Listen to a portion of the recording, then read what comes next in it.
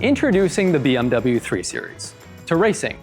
This is a 1978 BMW 320 Group 5 race car, and it's the very first model of 3 Series to ever see a race. It was developed by BMW in a rush. But more on that in a second. If you're new here, I'm Shervin Nakhjavani. Welcome to the Peterson Automotive Museum. Today we're taking another up-close look at one of the cars in our exhibit, The Ultimate Racing Machine, 50 Years of the BMW 3 Series in Motorsports. If you've already seen our previous video about the BMW E21 3 Series, then you might remember that it was developed as a successor for the 02 Series, often known by its most famous model, the 2002. But when it came to motorsports, things were a bit different. You see, the 2002 hadn't been BMW's primary race car. That distinction belonged to the 3.0 CSL, also known by its internal range named the E9. The 3.0 CSL had played a huge role in boosting BMW's brand reputation as a leader in motorsports, but after years of success, it was time to find its replacement. There was just one problem. The CSL didn't have a direct successor. The closest new model in the mid-1970s was the E24 6 Series, which was a remarkable Grand Tourer, but being a Grand Tourer is what it did best. To handle the rigor and demands of racing required something much lighter and more nimble.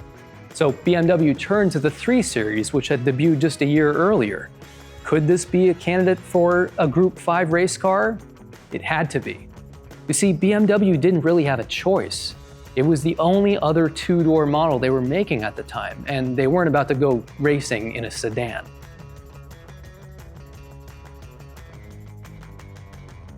Speaking of Group 5, what exactly was it? Well, Group 5 was a racing classification created by the FIA, or International Auto Federation, in 1966, and it went through 4 versions or categories before its end in 1982. In 1976, the last iteration was announced, called Special Production Cars, and this allowed manufacturers to extensively modify their homologated production cars for racing. Of course, there were still some requirements, but overall, this final category of Group 5 was much looser and less strict than it had ever been. And so it made perfect sense that BMW would see a racing candidate in its new 3 Series, even if drastic changes needed to be made to its body and powertrain. In December 1976, BMW's board gave approval to officially turn it into a Group 5 competitor, which included a 3-car team for the European Touring Car Championship, plus a single car team for the North American entry in IMSA. Now, that was all great news, but the hard part was about to begin, and I don't mean the winning. BMW Motorsport only had 12 weeks to turn their very normal 3 Series into an actual race car. But somehow they did it. In just 3 months, the engineering team had transformed the E21 into a lightweight track weapon.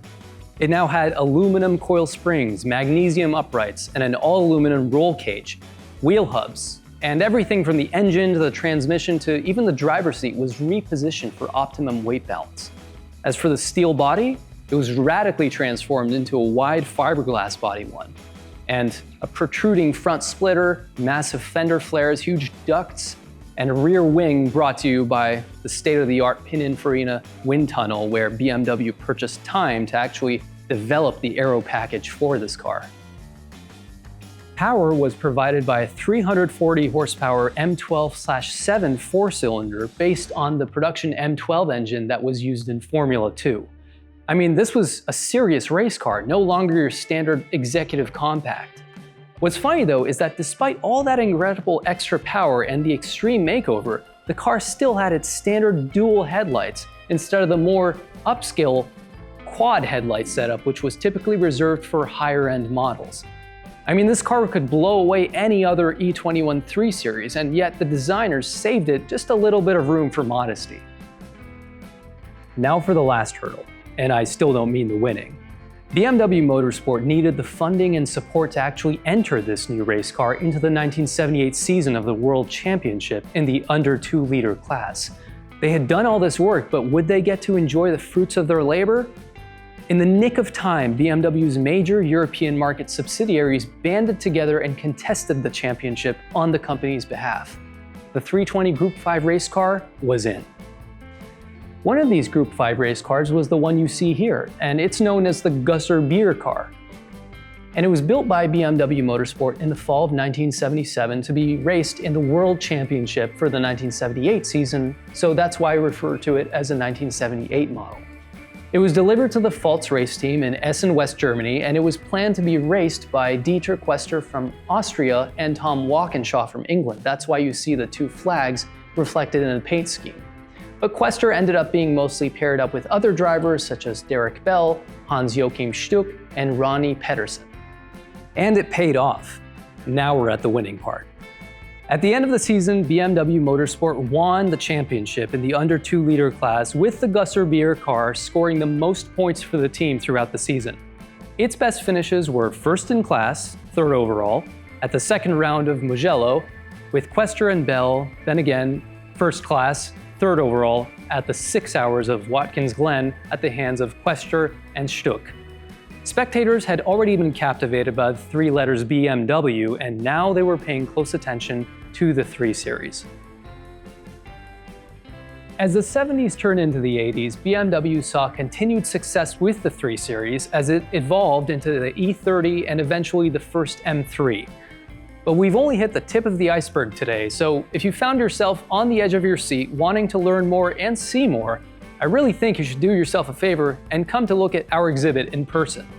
It's called the Ultimate Racing Machine, 50 years of the BMW 3 Series, and you can only see it at the Peterson Automotive Museum. I hope you do.